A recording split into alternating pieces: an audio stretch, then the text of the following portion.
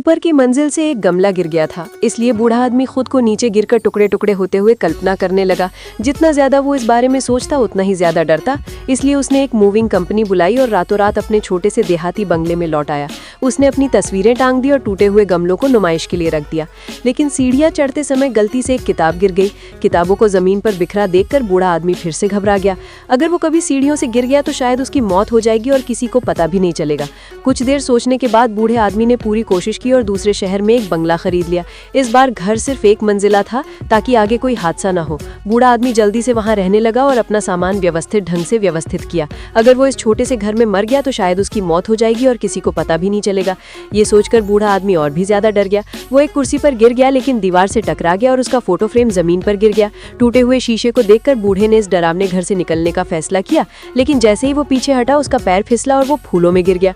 बूढ़े ने सोचा कि वो मर गया है या बीमार है, लेकिन जब वो उठा तो उसने पाया कि उसे कोई गंभीर चोट नहीं आई थी। इस क्षण बूढ़े का डर गायब हो गया। टूटे हुए गमलों को देखकर उसे 90 साल के बच्चे जैसा महसूस हुआ। कुछ हिचकिचाहट के बाद बूढ़े ने गमले हटा दिए और खुद को आंगन में लगा लिया। अगर तुम आधी रात को बिस्तर पर नहीं जाओगे तो चेयरमैन माऊ तुम्हें पीटेंगे। और श्यामी एक ऐसी लड़की है जिसे वो जानबूझकर ठीक 12 बजे ट्रैम्पोलिन पर कूद गया, जिससे चेयरमैन माऊ अपने मीठे सपने से जाग गए। चेयरमैन माऊ ने उसे गुस्से से घूरा, लेकिन उसने खुशी खुशी चेयरमैन माऊ को गले लगा लिया, लेकिन उसे बेरहमी से बिस्तर पर फेंक दिया गया। लड़की बिस्तर के नीचे रेंग गई, एक छड़ी और एक थैला निकाला और चेयरमैन माऊ से विनती की कि वो उसे अपने साथ ले जाए ताकि वो उन छोटे खरगोशों को पकड़ सके जो सोए नहीं थे।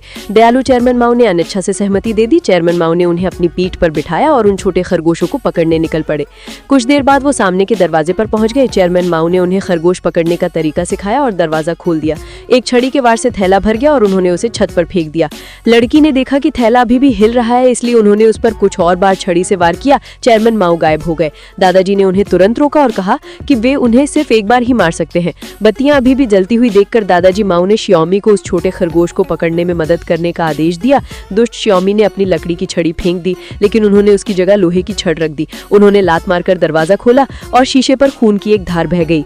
फिर वो खून से सने एक थैले के साथ बाहर आए और खुशी खुशी इसे दादाजी माऊ को दिखाने के लिए थमा दिया। दादाजी माऊ ने देखा कि उनका खरगोश सक्रिय था, जबकि श्यामी का खरगोश चुप था।